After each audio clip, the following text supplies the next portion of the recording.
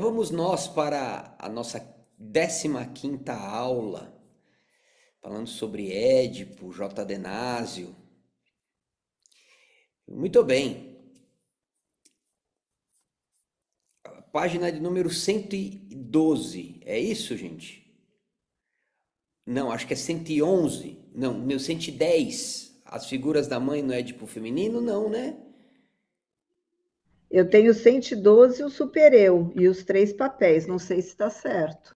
Ainda bem que vocês me auxiliam.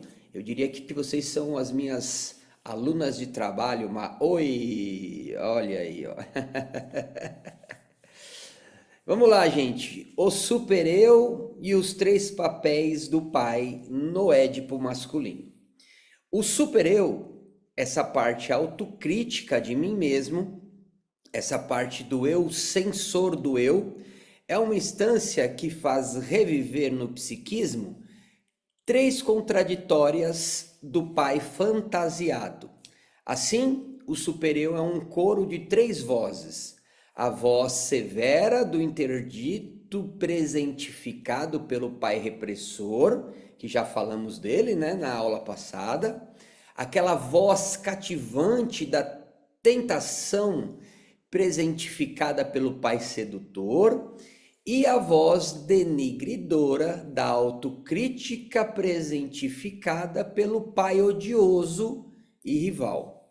Isso me faz lembrar de uma fala de uma analisanda que ela dizia assim: eu lembro que na minha época de mais nova, o meu pai era assim, tipo, ele estava no sofá, então ele queria alguma, enfim, algum negócio que estava na geladeira, no armário, ou onde for. Aí ele fala assim, filha, você não quer ir lá na geladeira e pegar lá pro papai? Aquela, aí ela ficava toda, né?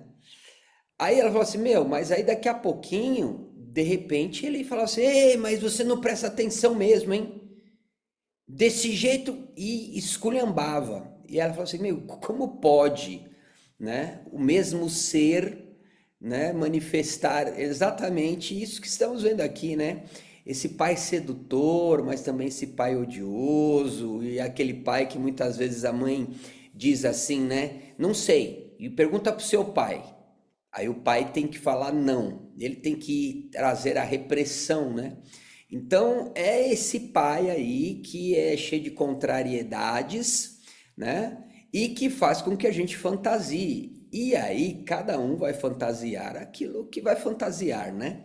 Em graus, intensidades diferentes. Mas esse é o pai contraditório e fantasioso, ou fantasiado. Muito bem. A brincadeira de boneca. A menininha edipiana faz a boneca desempenhar 2 papéis distintos.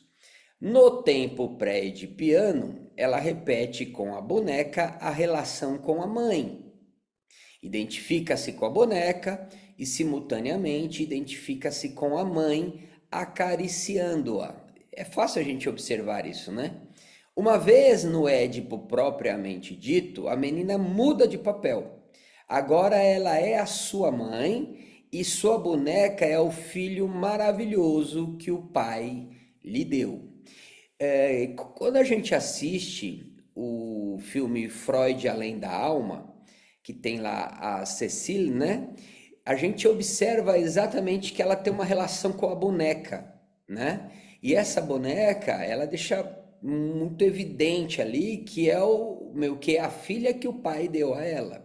Assim como ela era a filha da mãe com esse pai. Então, a relação da boneca é muito interessante. Eu chego a dizer que perguntar, né, a nossas analisandas, em algum momento, lógico, se elas têm enfim, alguma boneca, algo que remeta a esse pai, é muito interessante, porque não é tão raro ouvirmos assim, né? Ah, sim, eu tenho uma boneca que eu lembro que ou meu pai me deu, ou qualquer outra pessoa, mas que eu guardo com, assim, como se fosse, né? e eu não largo e tal. E investigando, a gente pode se deparar com essa relação aí dessa boneca eu sendo filha de minha mãe, ou principalmente essa boneca que tive com o meu pai. Mas é isso, gente. A criança que nos habita, ela vai para a vida, né? E esse pai fantasiado, etc., ele costuma estar ali, até que a gente vai desconstruindo. E olha, eu já ouvi, já de analisando, dizendo assim, não, mas eu não quero desconstruir meu pai, porque foi a melhor época na minha vida. Não quero desconstruir. Ok, né? E aí vai se entendendo no processo de análise que isso naturalmente vai gerar aí alguns resultados, algumas consequências que não enfim, toda mulher, né, ou no caso do homem, que banca isso. Chega uma hora que fica insustentável, né? E aí fala, não, eu preciso romper, porque senão eu não vou viver algo diferente além daquilo que eu carrego do meu pai, etc. Interessante, né? Muito bem. A fantasia da onipotência fálica. Essa, não que as outras não sejam, né? Mas essa é bem legal. No espírito das crianças edipianas, aqueles que detêm o falo são criaturas fortes, e os que não o detêm são fracas. Com toda a evidência, tal ficção, que considera pênis sinônimo de potência e falta de pênis sinônimo de fraqueza, é um mangá imaginado por crianças de 4 anos e de forma alguma um pensamento adulto. E aí eu pergunto, será, gente? Porque a gente observa que nem sempre é assim. E eu justifico enfim, esse escrito aqui do Násio dizendo que, ok, se fôssemos adultos sem que a criança ou esse nosso infantil, se isso tivesse nos abandonado, ok, mas uma vez que isso não nos abandona, a gente tem aqueles momentos, né? Que não, isso não faz sentido, mas parece que ao aflorar desse infantil, dessa criança em nós, a gente regride e isso está muito presente ainda, né? Importante observarmos isso. Contudo, essa ficção infantil pode persistir na idade madura como uma miragem que torna conflituosa a relação do neurótico com seus próximos e consigo mesmo. Assim, o neurótico percebe aqueles que contam para ele, segundo sua visão maniqueísta, de fortes e fracos, dominantes e dominados. E a gente vê isso na sociedade de forma geral, né? Eu gosto de pensar, enfim, hoje mudou um pouco, né?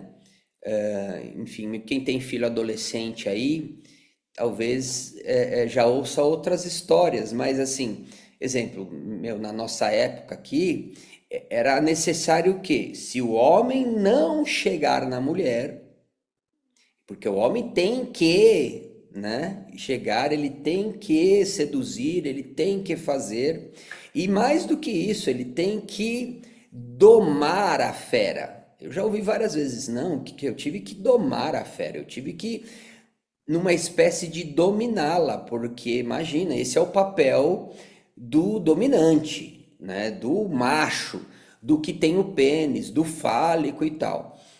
Lógico que isso vai se alterando e necessariamente não fica só para a figura do homem, porque a gente sabe que existem alguns movimentos de algumas mulheres que naturalmente buscam isso também. E é algo que precisamos observar, né?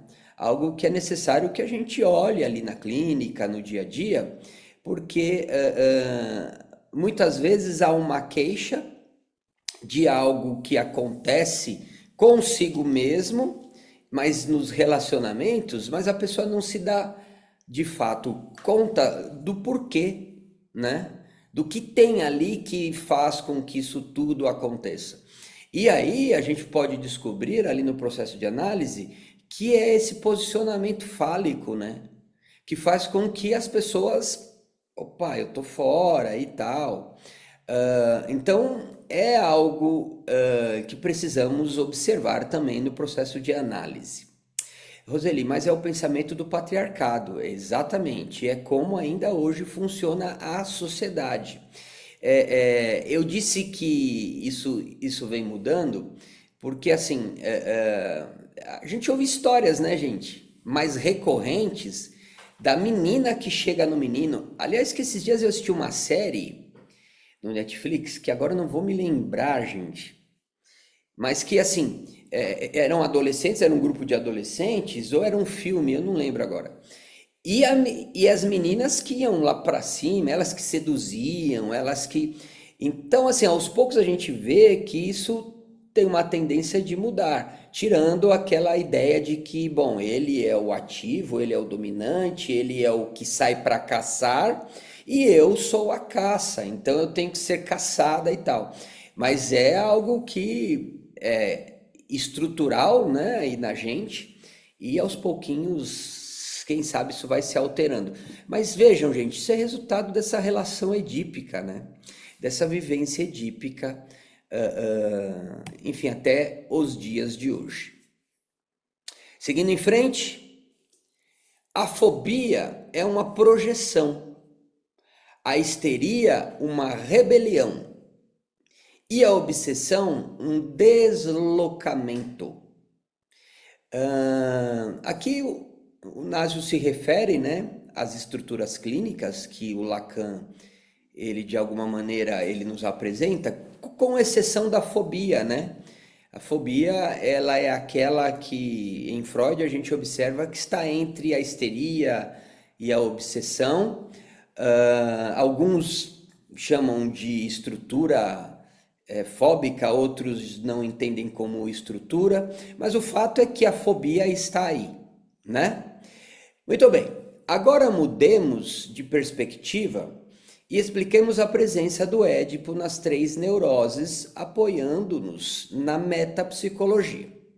Assim, diremos que a fobia resulta da projeção da angústia de castração sobre o mundo exterior. Então veja, não dá para não usarmos o caso do pequeno Hans, que projeta, né, nos cavalos, naquilo que é externo, a sua fobia de castração, o medo de perder o pipi, como a mãe e o pai em alguns momentos já disseram a ele. A angústia inconsciente torna-se medo consciente. O perigo interior, representado pelo pai repressor, é projetado para fora, para se tornar um perigo exterior encarnado, e, por exemplo, e pelos animais. Freud forneceu uma eloquente demonstração disso em seu célebre caso do pequeno Hans. O cavalo assustador é o pai, e o medo dos cavalos traduz o medo de ser mutilado e abandonado pelo pai.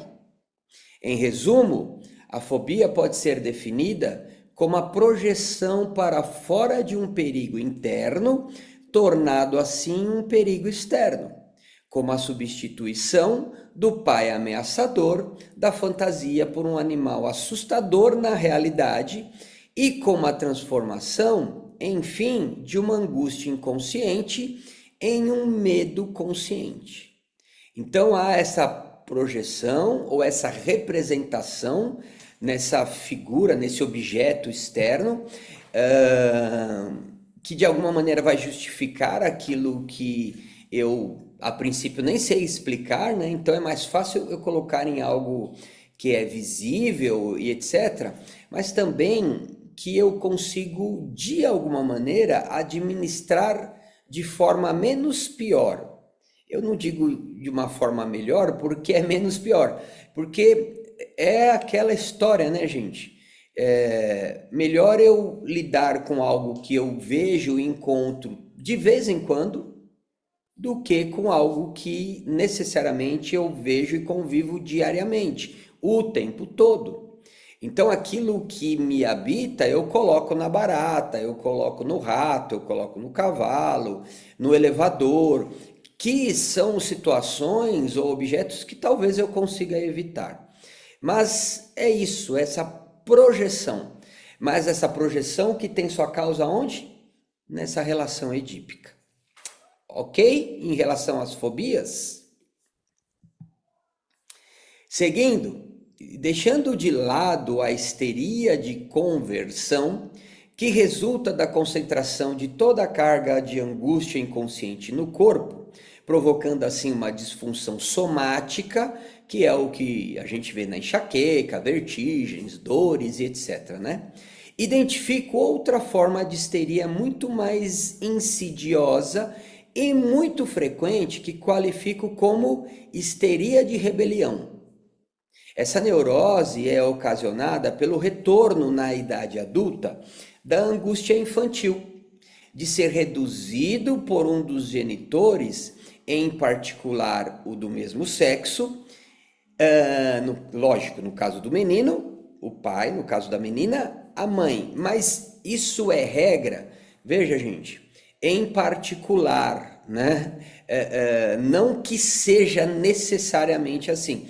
Pode ser que, por conta da identificação que se tem com o sexo oposto, que isso também aconteça, né? Entre as fantasias infantis de angústia, a mais patogênica é a de uma cena em que o menino, seduzido mais igualmente assustado, desempenha o papel de uma mulher possuída pelo pai.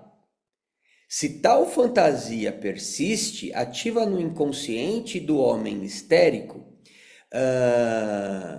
ela se exteriorizará, então, por um comportamento reativo de revolta permanentemente. E eu acho interessante esse termo reativa, né? É como se, lógico, eu passo pelo Édipo, eu passo pela castração, isso tudo é recalcado, é reprimido, eu vivo a latência, e aí eu sigo a vida, mas parece que em algum momento isso é reativado, né? E aí vem um exemplo bacana aqui do Násio, né? Por exemplo, assim que se vê em uma relação normal de dependência em relação a um outro admirado ou a uma autoridade, o histérico sente-se o quê? Oprimido, submisso, e a rigor, sempre segundo suas fantasias, rebaixado ao nível de uma mulherzinha castrada e tiranizada. Por isso a dificuldade de muitos histéricos, histéricas, gente, de se relacionar com as figuras de autoridade ou que eles entendem como autoridade ou admirado. Tem um exemplo que é muito interessante. E a gente vê até isso em sala de aula, né? Do tipo assim, a professora X, ela é, nossa, é maravilhosa. O professor X é maravilhoso. Gosto mais dela ou mais dele do que dos outros. E segue. Chega em algum momento em que, do tipo assim, a gente abre a sala. Bom dia, fulano, bom dia, ciclana, bom dia, tal. E por alguma razão a gente gasta uma quantidade de palavras maior com alguém e uma quantidade menor de palavras com essa pessoa. Ah, é suficiente. Porque fulano já não me ama mais, fulano anda, enfim, ama mais a Camila do que eu, porque não sei o quê, já quero mudar, já quero terminar, já quero acabar. Então veja, são manifestações dessa rebelião histérica, né? E é rebelião, gente, porque normalmente vem envolvido de agora acabou, hein, Roseli? A gente para por aqui, porque onde já se viu? Você aceitou ir no aniversário da Maria Auxiliadora e não foi no meu? Sabe esses tipos de manifestações? Do tipo, você não me valoriza, eu não sou importante mais, então a gente se rebela, finaliza e acaba. E mais, né, gente? Ainda sai metendo pau na Maria Auxiliadora porque não foi no aniversário da Roseli, foi no aniversário da Cidinha, sei lá. Então, é mais ou menos assim que a gente vê no dia a dia essas manifestações, né? Que são raras, não. Nem um pouco, né, gente? Elas estão aí. E veja, gente, e aí dependendo o seu nível de histeria, o meu nível de histeria, todos nós, em algum momento, a gente pode ter esse chilique de rebelião histérico ou histérica, né? É assim que é. Ser dependente significa para ele ser uma mulher. Como assim minha mulher ganha mais do que eu? Como assim ela vai fazer e eu não vou fazer? Eu preciso dela nesse sentido. Não, não, não posso. Pois a mulher, em sua fantasia, é uma criatura fraca, inferior ao homem e, em todo caso, dispensável. Eu lembro, eu lembro de uma aula, se alguém que aqui está for da turma e lembrar, me ajuda a identificar a turma. Mas eu lembro de uma aluna que ela disse assim, Aurélio, existe algum tipo de tabelinha para eu identificar o homem histérico, justamente para eu nunca me relacionar com um homem desse? Falei, olha, não existe uma tabela, né? Isso não existe. Mas é algo que, ao se relacionar com um homem histérico, acontece. Importa também dizer, gente, que existe outro lado da história. Aquele lado da história em que o homem, ele diante de se sentir ameaçado, desvalorizado, etc, etc, essa mulherzinha, o que que ele faz? Ele não vai para o lado melancólico da história, ele vai para o lado agressivo da história. Então, assim, não, eu não aceito. Então, eu preciso de alguma maneira te punir, eu preciso te agredir, eu preciso inclusive te prejudicar, porque eu não posso ficar para trás. Então, manifestações histéricas que a gente também observa aí, ok? Bom, assim, depender de uma autoridade será vivido pelo neurótico como a pior das submissões. Bom, eu vou citando aqui, né? Eu vou interrompendo, mas já viram aqueles casos em que o homem ele não aceita chefe nenhum, porque ele acha que ele tem que ser o chefe, que ele tem que estar à frente? Do tipo assim, de jeito nenhum. Pô, ele não sabe nada. Eu que sei, né? Em outras palavras, eu que sei, mas ninguém me olha, ninguém me vê, ninguém me valoriza. Não que isso não possa acontecer, mas é comum na histeria esse discurso masculino, né? De que o outro e eu nunca sou, eu nunca sou. E entendam, gente, manifestação histérica, né? Se um dia você estiver num bate-papo bem sincero com o seu parceiro, dê uma perguntada se ele não se sente assim às vezes. E se isso não é um pouco de exagero. Se não é um pouco de manifestação histérica. Talvez ele te diga, não, é verdade. Eu acho que às vezes eu dou uma exageradinha aí sim. E a gente vai observar que isso tem a ver com o pai. Esse pai que de alguma maneira foi muito repressor, muito sedutor, mas não atendeu às expectativas, ou foi esse pai agressor, esse pai mau, né? Então, mas na clínica vamos observar isso certamente. Bom, consequentemente, será tomado pela mais urgente necessidade de se rebelar e proteger seu amor próprio. É então que a pessoa que encarna a autoridade torna-se, a seus olhos, um déspota, a ser o quê? A ser abatido. Bom, a gente vê isso no cenário da política muito o tempo todo, não é? Aquele que quer derrubar para assumir o seu lugar, nas empresas e só os montes, né? Mas também, gente, em outros ambientes, como exemplo, ambiente religioso, né? Eu lembro de um analisando que diante disso ele falou assim: bom, vou sair e vou montar o meu próprio espaço e vou trazer as pessoas que lá estão para comigo desenvolverem esse trabalho aqui, né? E aí rompe, se rebela, né? Mas também na família, né? Às vezes o irmão mais velho, que tem um pouco mais de recurso, ou que aparentemente deu mais certo na vida, isso afeta, isso pega de alguma forma. Então, é uma manifestação histérica que está aí. E veja, gente, aquilo que eu tenho dito, até mesmo aqui também, né? Não é porque, não, mas é obsessivo que não terá essas manifestações histéricas. Lembra lá do signo, né? É do signo tal e por isso não.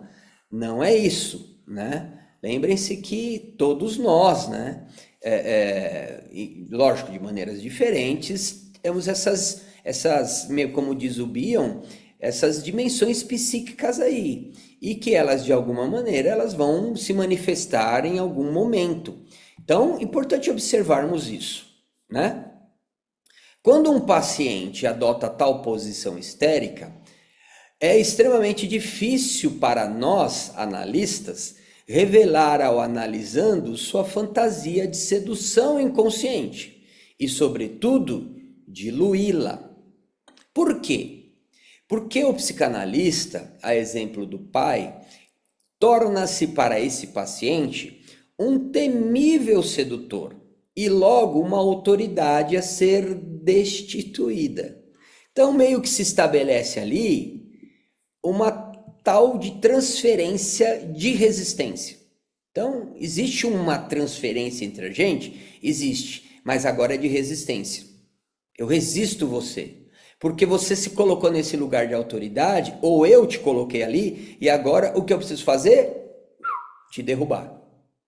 E eu gosto de pensar, gente, e de lembrar que, embora aqui no texto do Násio apareça na figura masculina, né, não é sempre assim, porque existe a questão da posição psíquica.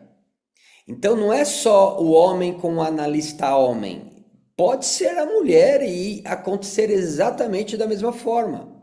Então é importante identificarmos isso e, de alguma maneira, auxiliados aí pelos nossos supervisores, a gente tentar manejar, porque é difícil. A gente logo vai chamar, não, rolou uma transferência negativa, então não vai dar mais para atender, vamos romper. E nem sempre é assim. Gosto também de lembrar do que o André Green ele dizia, que é necessário algum nível de tensão no setting. Gente, se o setting for só alegria e maravilhas, né? Então é necessário uma certa tensão. Porque qual é o relacionamento que não tem algum tipo de tensão? Não é assim? Agora, não é porque tem algum tipo de tensão que nunca mais olhar para mim, né? Nem sempre é assim. Mas para a rebelião histérica é assim. Sei lá, Camila cortou o cabelo do jeito que eu não gostei, não fala mais comigo. Você fala, cara, mas como assim? A Maria Auxiliadora mudou a armação do óculos. Não gostei. Acho que ela está me afrontando com essa. E aí entra numas que a gente chega a pensar que tem nível de psicose até mesmo. Mas, gente, nem sempre são essas manifestações histéricas. E a gente sabe bem, né, que quando a gente quer romper com alguma coisa ou a gente quer obter alguma coisa, a gente faz das tripas coração. A gente inventa, a gente cria, a gente. Então, isso acontece na clínica com os nossos analisandos em relação a gente. Não tenho dinheiro, aumentou a mensalidade da escola do meu filho número 5, então eu tenho que parar a análise. Caiu a unha do meu gato, eu tive que gastar muito, enfim, eu vou parar a análise. Vem cada história, não é assim? Então, isso quando, de novo, né? Rompo com você e ainda digo, nem apareça lá no meu Instagram porque eu vou te defamar, porque é uma manifestação de rebelião histérica, né? Se essa figura transferencial, veja, é transferencial, é um tipo de transferência, né? Prevalece, o tratamento corre o risco de ser o quê? Brutalmente interrompido. Então, lógico, né? Não é porque ele me olhou torto, já não atendo mais. Mas também existe um momento, né, que talvez seja necessário essa interrupção para que seja, diria, né, mais saudável para o analisando, né, fazer o seu processo com um outro analista, mas também para a sua clínica é importante isso, né? A fantasia infantil de sedução pode invadir de tal forma a relação analítica que qualquer intervenção do terapeuta, do analista, será sistematicamente interpretada pelo analisando como um intolerável abuso de poder, né? Do tipo assim, quem é você para me dar essa devolutiva, né? E aí vem, né?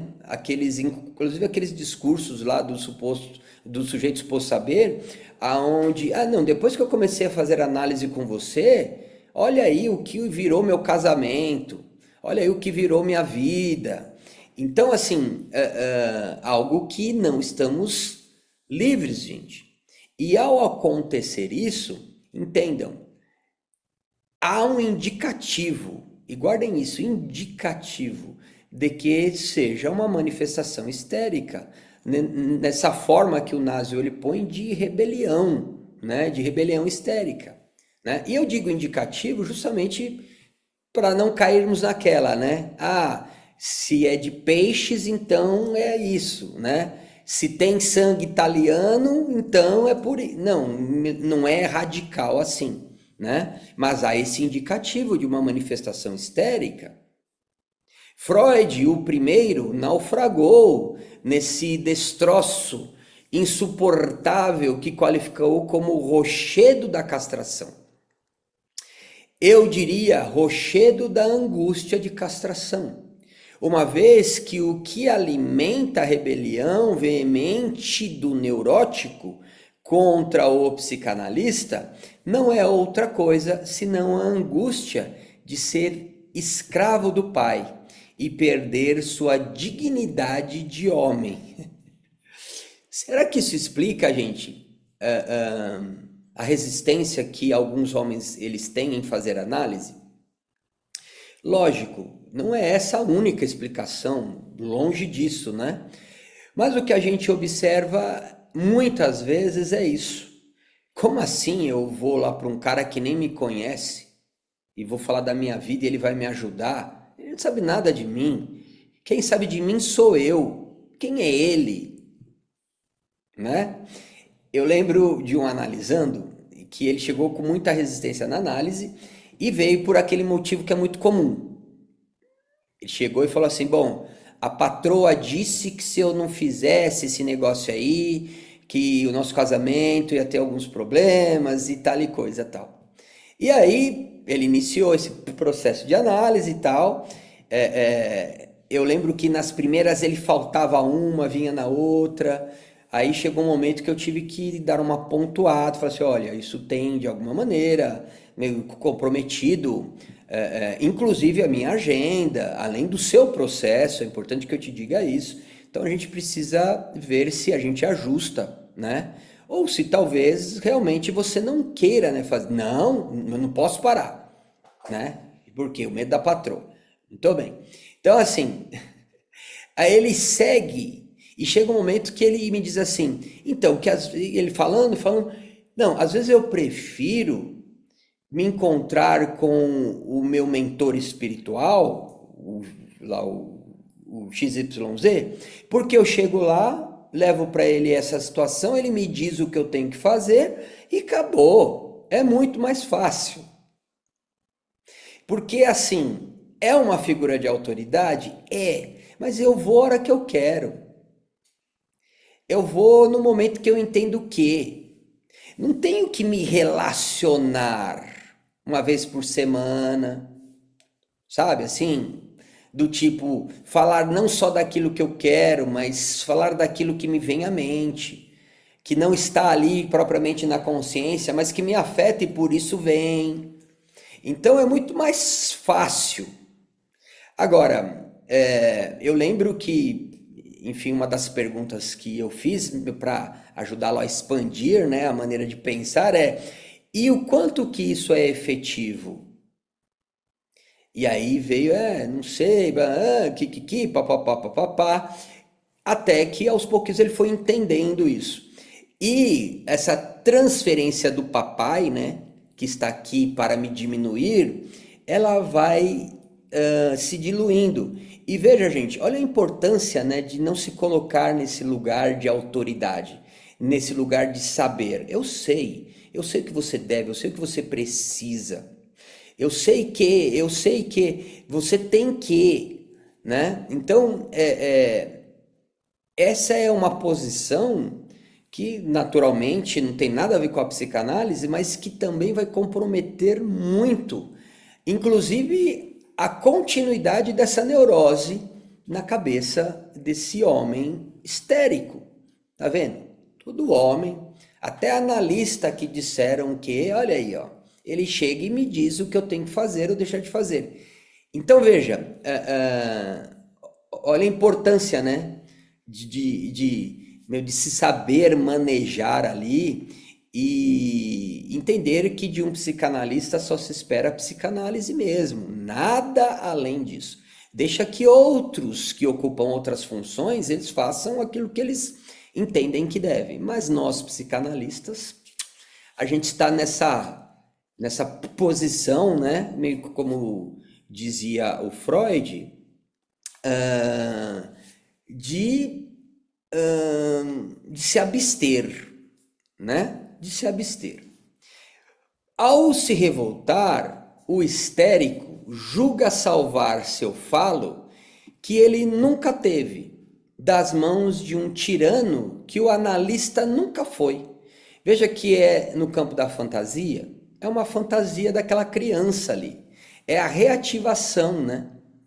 Acrescentemos de passagem que podemos sofrer o mesmo fracasso no tratamento de uma mulher, quando a analisanda amargurada recrimina seu psicanalista por sua arrogância e machismo. Esse gênero de reação provém de uma inveja ciumenta a respeito do terapeuta, que ela supõe portador do falo, isto é, um ser poderoso, sempre feliz, amado e admirado por todos. Se fosse assim, né, gente?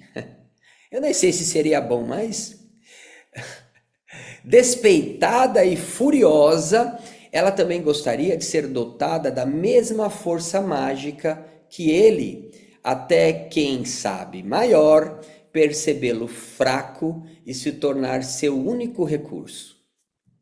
Ao passar que o homem interrompe o tratamento com medo de ser uma mulherzinha, a mulher, por sua vez, para por raiva e despeito.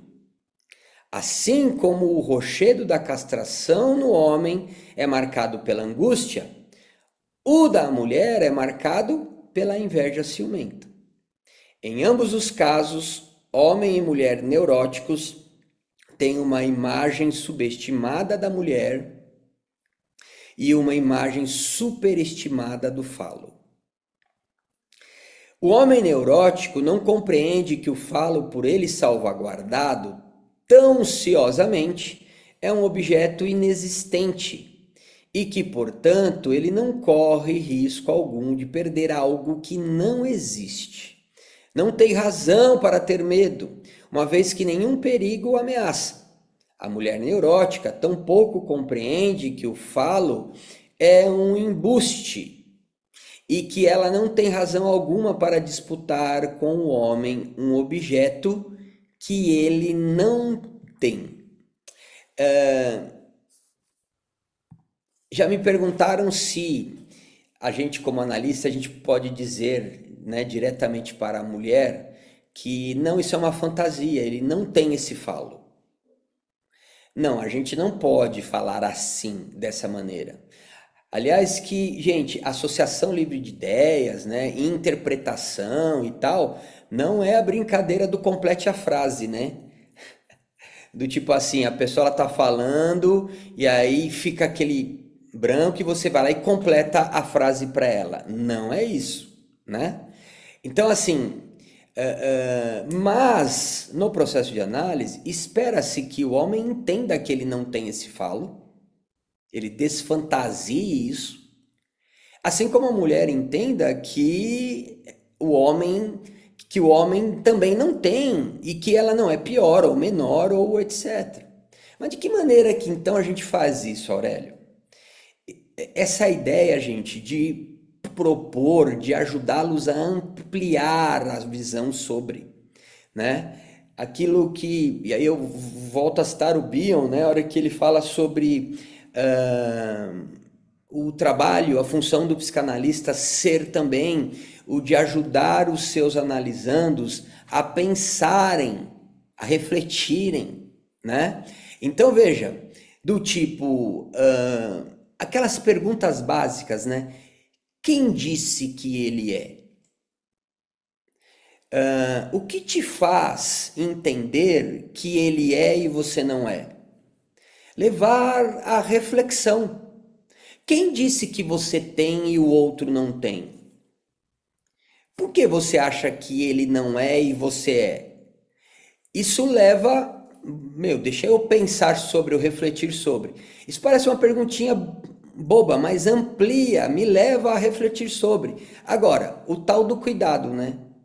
Do tipo assim, mas o que que te leva a pensar que você é e ele não é? Aí o analista fala, não sei. Aí o analista é o fato de você ter isso e ele não ter isso? Pronto, eu já dei a resposta. Ah, é verdade, é isso mesmo. Nossa. Então, assim, lógico, gente, isso é um exercício, é prático, isso leva tempo e tal, mas é uma linha muito tênue. E, aliás, que enfim, essa parte do processo de análise, né, que envolve a tal da regra de abstinência ou da ética que o Lacan fala, a abstinência lá do Freud, etc., é muito sensível. E a gente precisa entender que é uma prática. Aliás, que eu gosto de pensar assim, falei demais. Eu vou pedir desculpa? Não. Mas eu sei que eu falei demais. E eu mesmo, já de alguma maneira, e o meu super ego, ele me ajuda assim, né? E me ajudava muito assim. Aprendi a lição. Na hora eu já falava, aprendi a lição. Escapou. E segue. Mas é um cuidado que a gente precisa ter. Porque senão a gente vai confirmar a fantasia de que ele sabe, de que meu analista sabe, de que meu analista é mais do que eu. Eu não sei e ele sabe, ele tem e eu não tenho. Entendem? Então a gente acaba que a gente propõe algo que a gente mesmo vai lá e desconstrói ou a gente reforça. Então é um cuidado importante que, de novo, todos nós corremos o risco. E de fato, gente, é um exercício diário. E por isso que atender, lógico, após nos sentirmos autorizados, né, minimamente, é o melhor caminho. Porque às vezes eu ouço, não, eu atendo, mas assim, eu vou atender um só por semana, porque o que eu quero receber é tanto. Se não me pagar, não vou atender. Que jeito, né, que vai, enfim, se desenvolver, vai ter essa vivência da clínica e tal. Então é algo que eu questiono bastante nesses posicionamentos aí. Ok até aqui, gente? Ok? E vamos lá para a obsessão. Resulta do deslocamento da angústia de castração que passa do inconsciente para a consciência e se cristaliza como um sentimento de culpa. A angústia inconsciente de ser espancado pelo pai rival transforma-se em angústia de ser punido pelo próprio supereu. Isso é terrível. Essa angústia de se sentir em erro é passível de castigo. Chama-se sentimento de culpa. Acontece muitas vezes de o obsessivo comprazer-se em seu papel de culpado e ter necessidade de ser punido, exaurindo-se em um gozo estéril conhecido como masoquismo moral, característica muito comum na obsessão, né? E aliás que agora no sábado, né, que teremos lá o nosso dia de curso sobre esses manejos aí na contemporaneidade, um dos temas será exatamente esse. Dentro dessa obsessão, a culpa, de que maneira que a gente maneja isso na clínica e tal. Porque é algo muito comum entre os obsessivos, as obsessivas, e algo que o tempo todo tá ali. E mais do que isso, né, gente? A gente mesmo lida com isso, né? Então, é importante, embora, né, eu tenho dito isso nas outras aulas, né, embora muita gente acredite que o Édipo já é algo do passado, já ficou obsoleto, etc e tal, eu ainda sou daqueles que insisto que não, que o que nos falta é uma interpretação sobre o Édipo na contemporaneidade e tal. E não que isso exclua outras teorias, outras bases e tal, mas ele está aí. Então a gente vê que a questão da culpa, esse sentimento de culpa muito comum na obsessão, tem aonde? Tem também a sua raiz natural ali no complexo de Édipo, né? Seguindo,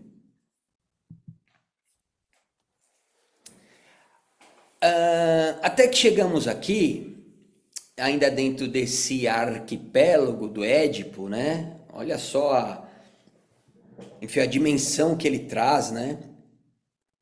Nós temos também a significação bissexual de um sintoma neurótico. Naturalmente, segundo Násio, né? Diante de um sintoma neurótico, o psicanalista busca trazer à tona a cena fantasiada forjada na infância de Piana e que governa a neurose de hoje. Deixa eu fazer aqui também uma pausa.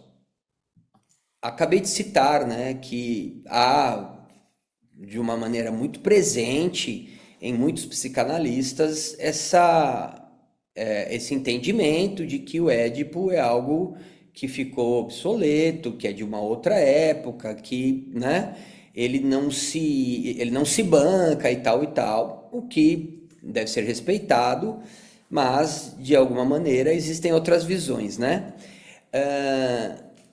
Interessante e necessário a gente pensar, gente, que não dá para fugir no processo de análise, e isso não quer dizer que tem que ser na primeira, na segunda, na terceira sessão, no primeiro mês, no segundo. Em algum momento do processo de análise, é importante visitar esse Édipo, essa cena edípica, essa vivência que se deu lá na infância. É importante que se busque de alguma maneira e ajude os nossos analisandos a olharem para essa vivência lá que fez com que se estabelece uma fantasia que a gente carrega até hoje. E a gente vê dia a dia na clínica que ao desvendar, né, essa fantasia, sabe aquela história dos desenhos do Scooby-Doo? Alguém aqui assistia? Né? Enfim, depois que eu né, que eu me deparei com a psicanálise, Scooby-Doo me fez muito sentido. Porque assim, o Salsicha, né, e o Scooby-Doo morriam de medo de fantasmas e tal. E no final, o que sempre acontecia? Eles descobriam que não era fantasma, que era só uma fantasia deles. Era uma pessoa que estava se fazendo de fantasma. E aí aquela coisa, Scooby, porque e aí sofremos tanto por causa de nada, Scooby, e é. Então, é muito isso na nossa existência. E nesse processo lá de investigar o fantasma, até que se descubra que era só uma pessoa, né, travestida de fantasma, nesse processo a gente tem que visitar o complexo de Édipo, gente. Né? Eu entendo que não dá para viver um processo de análise sem ter essa, né, essa vivência, esse olhar aí para o complexo de Édipo, né? Então, em algum momento isso precisa acontecer para que a gente perceba que, caramba, olha o que eu carrego, é desde lá, não era nada disso. Agora acho que eu consigo de alguma maneira, não que vai resolver os problemas da vida, né? Não, isso não. Mas agora eu consigo viver, né? Nesse quadro, o sujeito desempenha um papel duplo, ativo e passivo. Ou para ser mais preciso, encena um conflito entre dois personagens que ele representa. Um personagem dominador, mais masculino, e outro dominado, mais feminino. Assim, quando você está confrontado com um paciente que sofre de uma fobia de avião, um exemplo, lembre-se de que a cena fantasiada que fomenta a angústia é representada por um pai opressor, o espaço do avião, e por um filho ameaçado, o próprio fóbico. Então, vamos fazer mais uma pausa aqui. O Nasio é bem enfático, né, gente? Isso é isso, né? É como ele entende e é como ele vive na clínica dele, né? Em alguns momentos ele cita, né, a minha experiência clínica e tal. Bom, e vamos olhar isso indicativos, né? Olha só, indicativo interessante aí.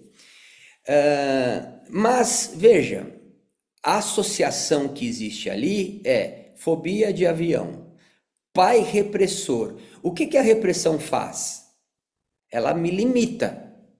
Não é assim? Aquilo que antes era assim, ó, agora fica o como?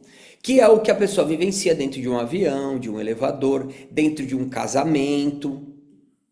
Limitação, repressão. A gente sabe que o nosso cérebro ele funciona por sinapses, né? Que fazemos associações o tempo todo. Lembra da representação, né? Veja, então aquilo que hoje eu sofro, eu entendo como o fantasma, na verdade, segundo Édipo, está onde? Está lá no papai. Que eu, como um dos representantes dessa história, como ser ativo, o interessante é que eu mesmo pego esse pai ou essa mãe e coloco uma roupa de fantasma neles e digo, vamos para a vida? Até que em análise eu falo, caramba, eu criei isso aí. Boa parte, gente, é assim. Não que não tenha os pais que são terríveis, a gente sabe disso. Mas importante a gente entender que aquela premissa do Freud, né? E qual a minha responsabilidade, né? E por vezes a minha responsabilidade é eu ter criado fantasma. Inclusive eu desenhei, eu costurei e eu vesti esse fantasma. E carrego ele até hoje. Caramba! Eu não sei vocês, mas muitas vezes na análise eu fico muito puto comigo mesmo. Cara, não acredito que eu fiz isso, cara. Que ainda isso. Que raiva de mim mesmo, né? Porque eu tenho uma responsabilidade. Ok, gente? Então, importante, né? Importante a gente utilizar, né, esses indicativos aí, porque não como regra, mas eles podem nos ajudar muito no processo de análise, como nesse caso aqui que o Násio nos apresenta da fobia ligado ao avião e etc. Assinalo ainda que na fantasia o sujeito interpreta os dois papéis simultaneamente. É tanto o carrasco viril quanto a vítima efeminada. Entendem o porquê da significação bissexual? Tanto o pai opressor quanto a criança impotente. Naturalmente, é sobretudo nesse último papel que o neurótico se compraz. Do tipo assim, gente, neurótico se compraz nessa criança impotente. Vai dizer que em algum momento da sua vida você já não se vitimizou e, ai, tadinho de mim, e de alguma maneira isso te deu algum benefício, e há um gozo nisso. Sabe? Ninguém tem dó de mim, né? Ninguém me olha, ninguém me entende. Eu sou sozinho nessa vida. Esses discursos, né? Mas ao mesmo tempo a gente se coloca nesse lugar. Agora, o porquê que significação bissexual, né? É o que eu digo sempre. Os termos utilizados na psicanálise, muitas vezes eles são polêmicos, né? Geram compreensões equivocadas, tal, né? Do tipo essas associações, né, que a gente vê muito, especialmente no que diz respeito ao complexo de Édipo, né? Do masculino como o potente, do feminino como o não potente. Isso para quem não entende o contexto, é um discurso extremamente estranho, machista e tal, né? Agora, é legal a gente olhar essa significação que o Násio ele traz como uma significação que é bissexual, porque todos nós estamos aonde? Nas duas posições. Então, do tipo assim, os homens não gostam disso, né? Na hora que você diz assim, porque essa sua posição feminina, vixe, como assim minha posição feminina? Você tá louco? Stabiruleibe? Imagina, não, de jeito nenhum. Aqui é macho, aqui, enfim, essas coisas, né? Ao passo que também algumas mulheres, elas não conseguem lidar com esse meu lado masculino. Não, eu não tenho, eu sou uma menina, eu sou o Hello Kitty. Eu sou. Tem também. E a dificuldade de enxergarmos que na vida, gente, a gente representa exatamente isso. Aquilo que podemos chamar de bissexualidade psíquica. Bissexualidade psíquica.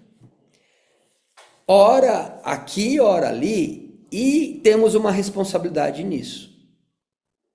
E isso é decorrente do quê? Porque de uma maneira ausente, presente, boa ou ruim, todos nós, desde sempre, temos que nos relacionar com o masculino e o feminino. Desejar e sermos desejados. Hostilizar, mas também querer possuir. É isso. Então, em algum momento da história, né, se estabeleceu que isso não existe, né? Aquilo que o Pepeu Gomes, né, enfim, ele compôs e canta, ser um homem feminino não fere meu lado masculino, imagina, isso é música de boiola, eu já ouvi. Pô, meu, eu digo assim, gente, o triste, o chato, é por vezes ouvir isso de quem, de alguma maneira, tem algum tipo de contato com a psicanálise, que estuda, que... Aí eu falo, pô, que quem não tem, ok, tá naquelas crenças populares, né?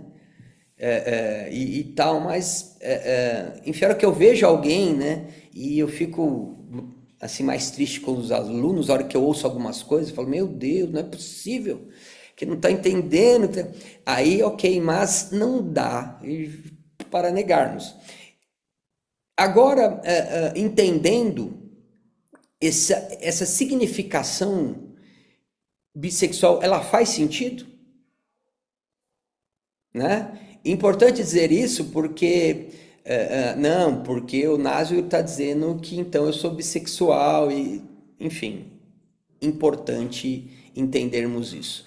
E bissexual no que diz respeito ao genital e tal, né?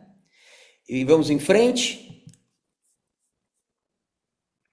Eu vou pedir pro Násio ele, enfim, ele me fazer um pix, porque eu estou advogando muito a favor dele nesse livro, viu? Muito bem. Que é histeria? Eu disse que o Édipo é um excesso, um desejo sexual evocador do desejo sexual adulto, vivido na cabecinha e no pequeno. Peraí. Ué. E no pequeno corpo de uma criança de mais ou menos, né, 4 anos, e cujo objeto são os pais. Inversamente, direi que a histeria é um desejo sexual infantil vivido na cabeça de um adulto e cujo objeto não é um homem ou uma mulher, mas uma criatura forte ou fraca. Entenderam, gente, a inversão? O histérico vive seu parceiro não como um homem ou uma mulher, mas como uma criança castrada e onipotente. Que coisa, né? Eu penso que isso muda muito a nossa forma de enxergar a histeria. Porque assim, ela tem as suas particularidades, né? E como exatamente essa. Esse inversamente aí, ele faz muita diferença. A histeria sofrida por um adulto foi provocada por uma relação excessivamente sensual entre a criança que ele era e seus pais. Vamos fazer aqui uma pequena pausa. Há quem diga que na histeria há muito a manifestação da sensualidade, a vivência da sensualidade, ela é muito presente. Assim como na obsessão, é muito presente o quê?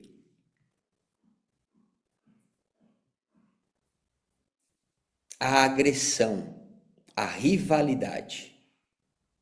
Enquanto para a fobia, a repressão. É como se fosse um esqueminha, né? Que também entendo como um bom indicativo aí para a gente observar e tal. E o que a gente vê aqui é exatamente isso. Essa histeria, ela está muito ligada à forma que sensualizou. É mais ou menos assim, ó. Sensualizou, mas não entregou. Sabe aquele negócio assim? Do tipo, nossa, ele ou ela me seduziu e na hora do vamos ver, vazou.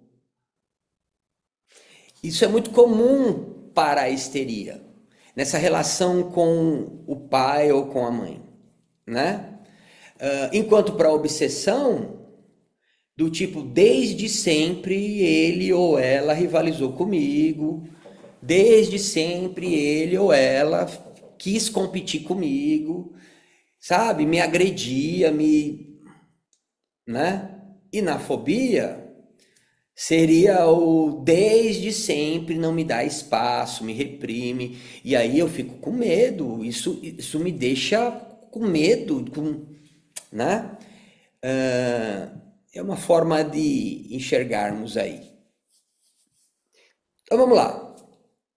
Eis o que nos ensina o Édipo.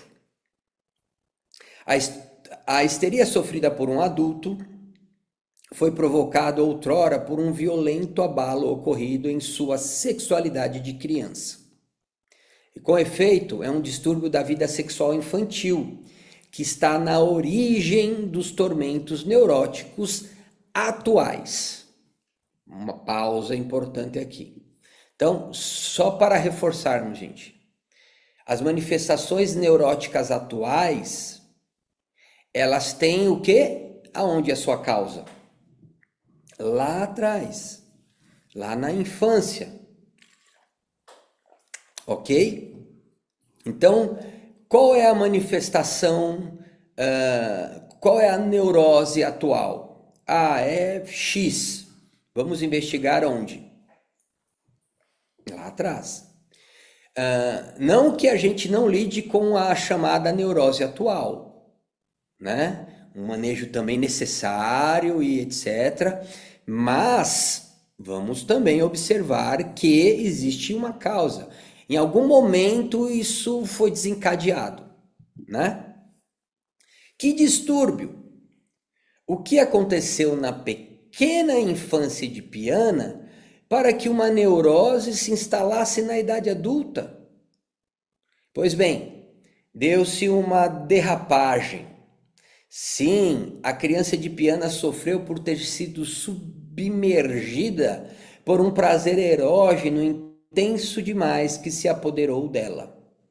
É como se fosse uma dose, gente, sem que tivéssemos qualquer tipo de capacidade ou potencial para lidarmos com aquilo.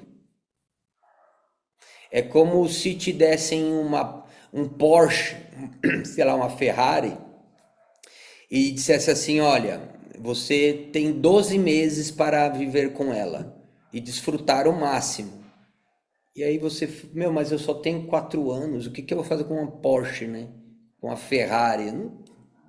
Então, é isso, não é à toa que a gente vê o tempo todo na psicanálise, né, a informação ou então o diagnóstico de que somos seres muito prematuros. A gente nasceu muito antes do tempo, né? A gente se constituiu, entre aspas, de uma maneira muito prematura. Você imagina uma criança com 4 anos, ela precisando administrar isso tudo, gente. Então, assim, alguma zica ia dar, né? Alguma ia dar. Mas a gente acha que ainda dá para passar pela vida sem ter nenhuma situação. Do tipo assim, enfim, a gente ouve muito isso, né?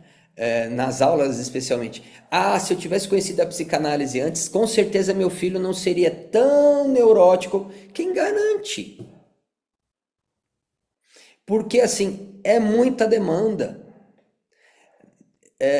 Não há manejo que o pai ou a mãe faça, né, que não deixe alguma coisa, né? Porque senão nós teríamos os seres humanos e os outros tipos de seres.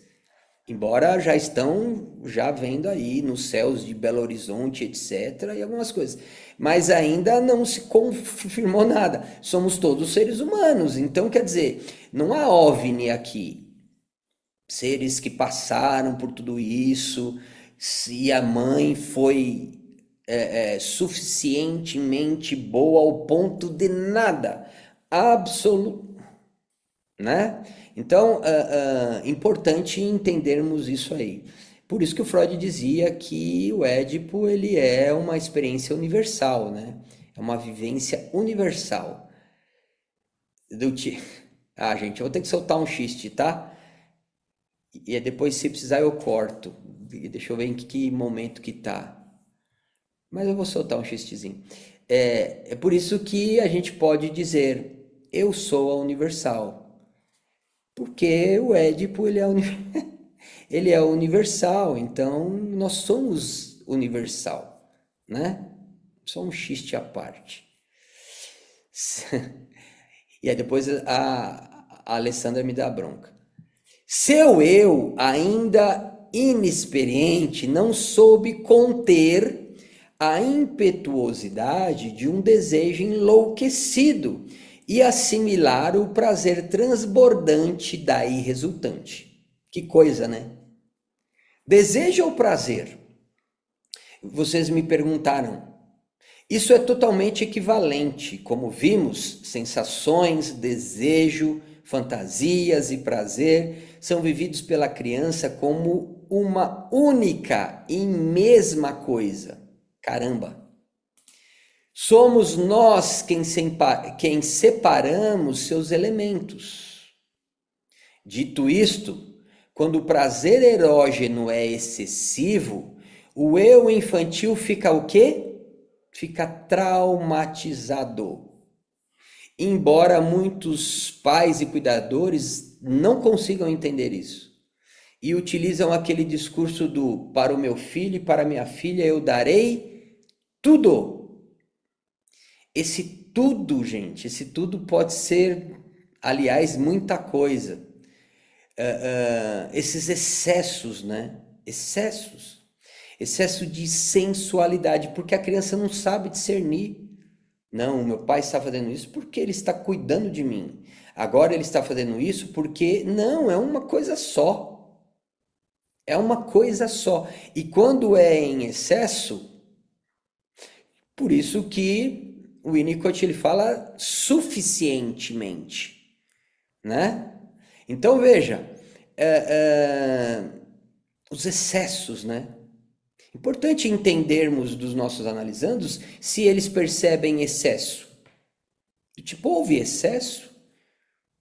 Em que momento? De que forma? Né? Nossa, nunca... Assim, é comum ouvirmos assim, nossa, nunca pensei sobre isso. Porque assim, a gente pensa no que não teve, né, gente? E já observaram isso?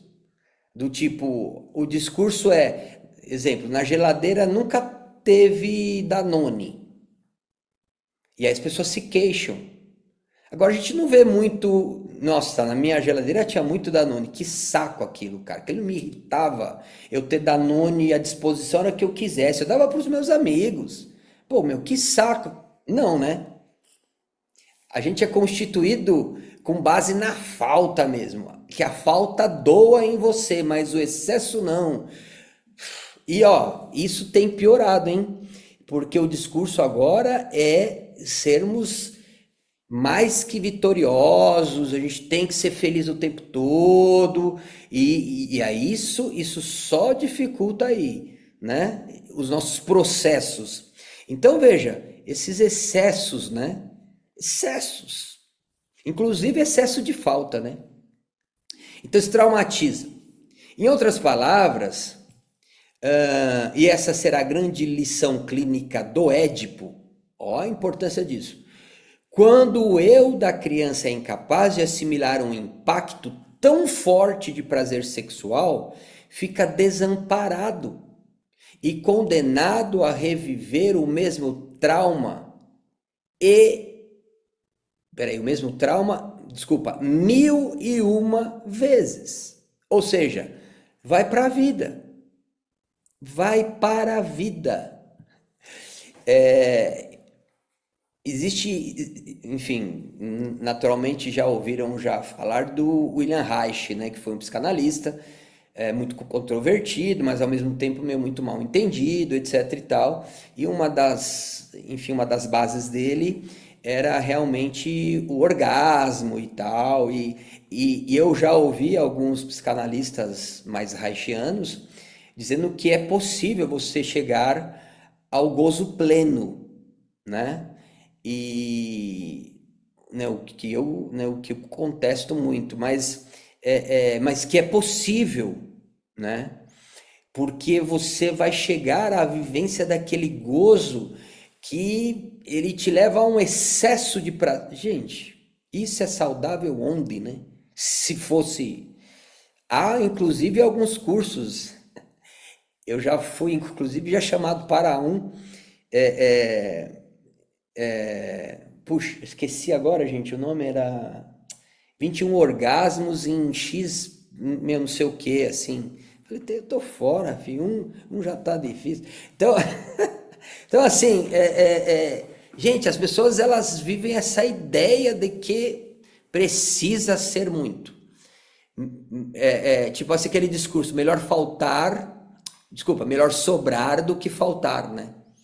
Então, isso pode ser extremamente perigoso, né?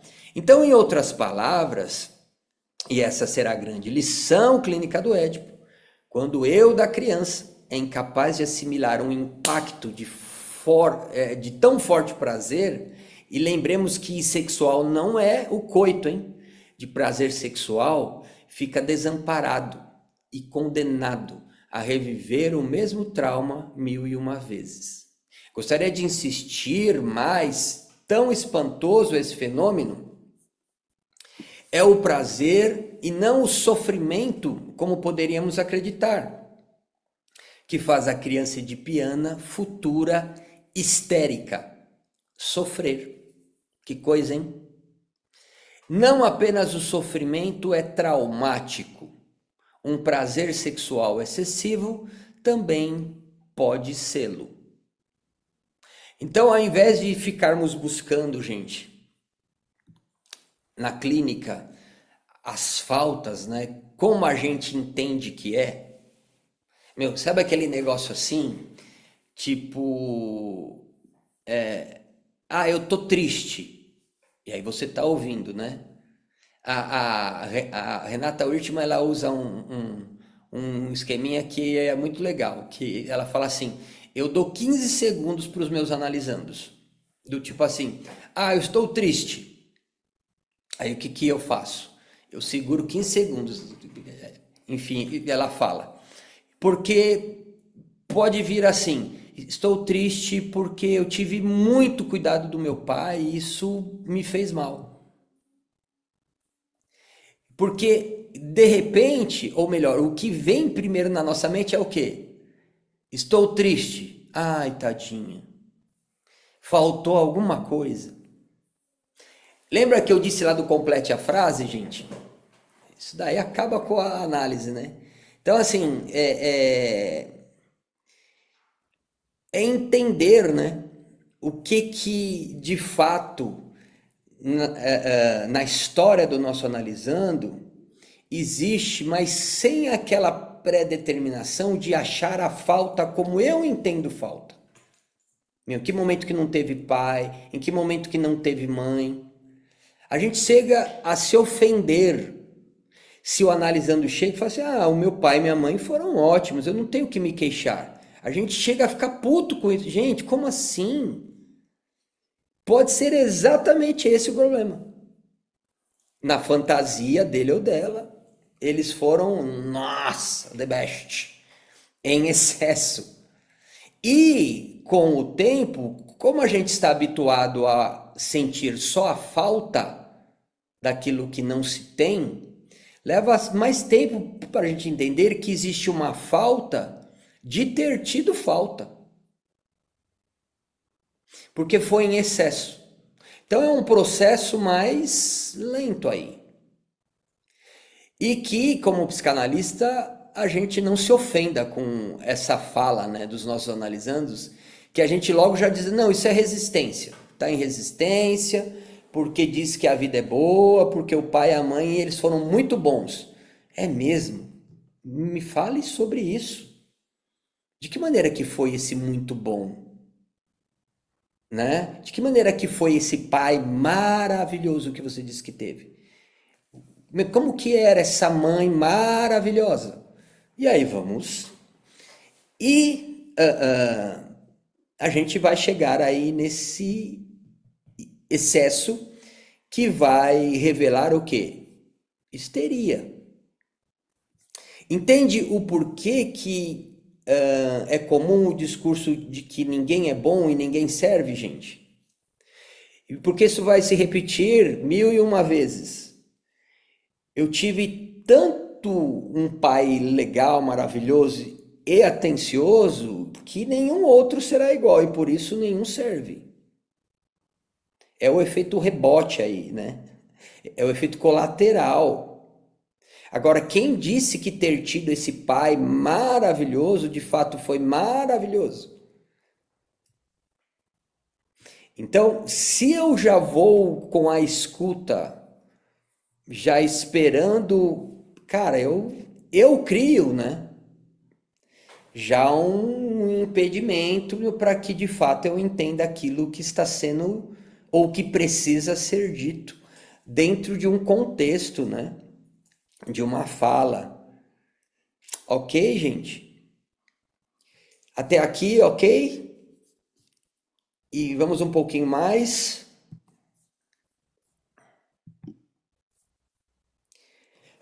É então que a Peraí, gente.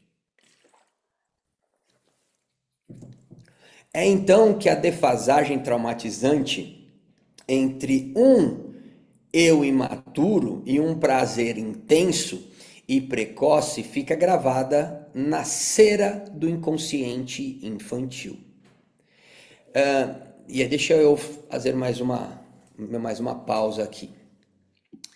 E aí a gente entra em um terreno um pouco mais sensível e de alguma maneira com uma certa polêmica.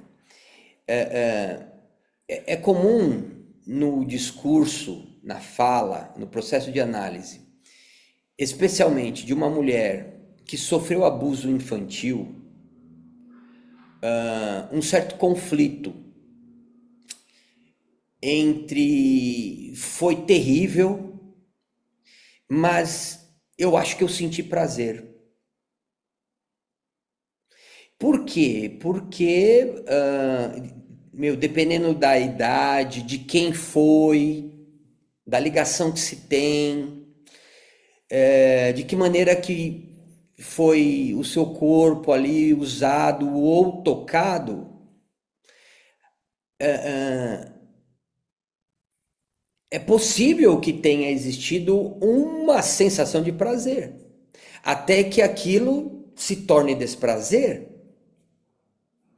Então, isso se torna um conflito mesmo. É por isso que é muito comum a fala: eu nunca disse nada porque eu sentia culpa. Culpa, e veja, gente, culpa não só de, eu que provoquei, eu que, mas também a culpa de, poxa, eu acho que eu senti algum prazer ali. Então é uma dose de prazer, é uma dose de sexualidade, mas que não tem estrutura nenhuma de se viver aquilo. E veja, gente, é um bom motivo meio para conflitos? Não é simples isso. Não é tipo, em 10 sessões. Cara, isso é muito complexo. E porque isso cria, né? Isso estabelece, na verdade, e de alguma maneira isso até condiciona a pessoa enfim, a uma gravação, né? Isso fica gravado, isso fica marcado. É o que eu falo lá da tatuagem na alma ali, na mente. Cara, não é simples de se reverter isso. E é comum vermos isso em pessoas histéricas, né? De novo, não é regra, mas essas vivências, elas podem muito desenvolver a tal da histeria, ok, gente? Então, importante observarmos isso, né? Como implacável sensível, o inconsciente guarda na memória o choque brutal do prazer erógeno e seu contexto, isto é, a presença sexual e desejante do adulto.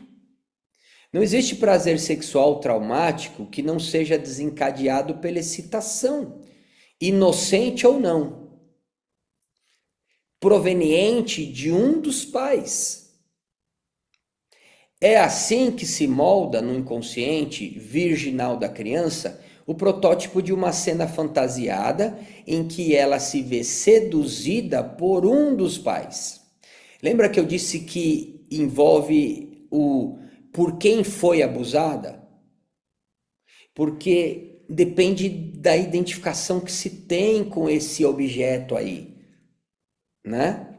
Muito mais tarde, adulto, o sujeito experimenta, e eis a neurose, a necessidade compulsiva de reviver a mesma sensação desse prazer, que causa mal e representar novamente a mesma cena traumática. Ah, por que que eu tenho o dedo podre, né? Tal.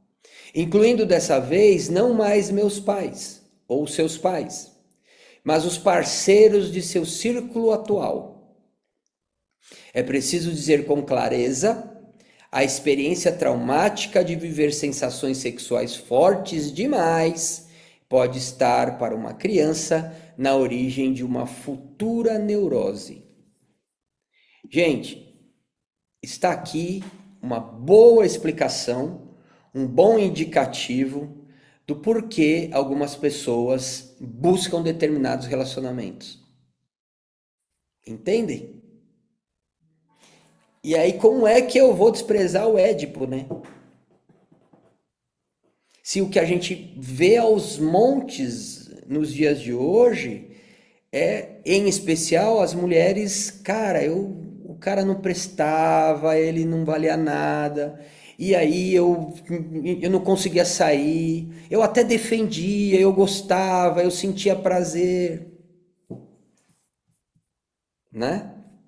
Isso tem uma causa, isso está lá. E por vezes, de novo, não é que não teve o pai, é que por vezes teve em excesso. Mas de que forma que foi isso? Né? E para concluir, gostaria de esquematizar a sequência da formação de uma neurose. E temos um preâmbulo e 3 tempos. O Nasio, ele é muito, enfim, ele é muito edípico, né? Ele usa muita tríade, né? 3 o tempo todo. O preâmbulo é a imaturidade da criança, o anacronismo de um prazer sexual intenso demais para uma criaturazinha de 4 anos, em média. É então que o trauma, primeiro tempo, fixa-se em uma cena fantasiada de prazer e dor, que é o segundo tempo. Então, trauma, fixação. Fixa, hein, gente? É aqueles adesivos que cola, que na hora de tirar, a gente comprou um... Meu, só para ilustrar, né? A gente comprou uma... Ai, caramba, eu esqueci o nome. Meu, de pôr cerveja, meu, cervejeira. Meu, que era um negócio que eu já queria já há um tempo, tá ali, meu, pra ela ficar trincando, né? Na hora que a Camila vem em casa, ela vem e gosta. Fica trincando e tal. E aí veio com um adesivo lá, garantia de 10 anos. Puta, e para tirar esse adesivo? Aí eu fiquei lá para ler, meu, adesivo chato, adesivo. Então é isso, tá lá. Trauma, primeiro tem. Segundo, esse adesivo, essa fixação, né? No caso ali era para 10 anos de garantia, mas no nosso caso é para a vida, né? Essa cena que eterniza o trauma é representada, ó, a representação, incessantemente pelo sujeito em sua vida adulta. Eis então a neurose. Então, gente, trauma, fixação desse trauma, que me leva ao quê? A representá-lo para o resto da vida. O que a psicanálise faz? Faz-me esquecer do trauma? Não. Mas enfrentá-lo agora com mais maturidade e elaborá-lo para que eu consiga viver, inclusive com novas significações e etc. Ok? É por isso que eu falo que se um dia eu for presidente, análise para todos, psicanálise para todos. Já estou já pensando, ó, meu, eu vou soltar o xiste aqui. Já estou pensando em marcar um bate-papo com o Marçal e falar assim, mano, joga isso aí no seu plano de governo, cara. Psicanálise para todos. Aliás, que, né, os de São Paulo, que loucura que tá isso, hein? Meu Deus, cara. Que cenário maluco. Bom, é isso, turma. Enfim, alguém quer dúvidas, fazer algum tipo de comentário? E antes de finalizarmos? Não? Posso Diga, fazer um Roseli. comentário? Acho que Eu tô pode. ficando doida com as anotações aqui, porque eu vou fazendo as anotações gerais, aí eu tenho um bloquinho para as coisas dos meus analisandos que eu vou anotando, e outro bloquinho do que eu vou levar para minha análise. Essa Ótimo. aqui é para Anderson.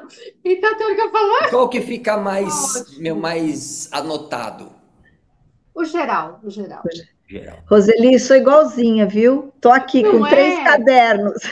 Gente, Porque vem, você fala, nossa, é isso, tá analisando tal, aí você anota ali para ver. Muito, muito incrível, Aurélio. eu confesso que eu gostaria de ter essa capacidade na hora de estudar. A Lê faz isso. Enfim, às vezes a gente está estudando juntos, né? Eu vejo ela no caderno. Tic, tic, tic, tic, tic, tic. Se eu for anotar, gente, enfim, eu já não consigo. Aí eu tenho que pausar, parar. Aí se eu paro, ela fala, não, mas eu já estava. Então, enfim, eu não consigo anotar. Ou eu faço uma coisa ou eu faço outra. Mesmo se eu tiver que assistir ou ler 10 vezes de novo, mas enfim, a vantagem que vocês têm, ó. Tá bom, gente? Fiquem. Eu só consigo fixar assim, escrevendo, escrevendo, escrevendo. Eu tenho que ir escrevendo, ouvindo, escrevendo. Mas dizem que é a melhor forma, né? Os neurocientistas eles falam que é escrevendo. E não é digitando, é escrevendo mesmo, né? Que é a melhor maneira. Tá bom, gente? E fiquem bem e nos vemos então na semana que vem.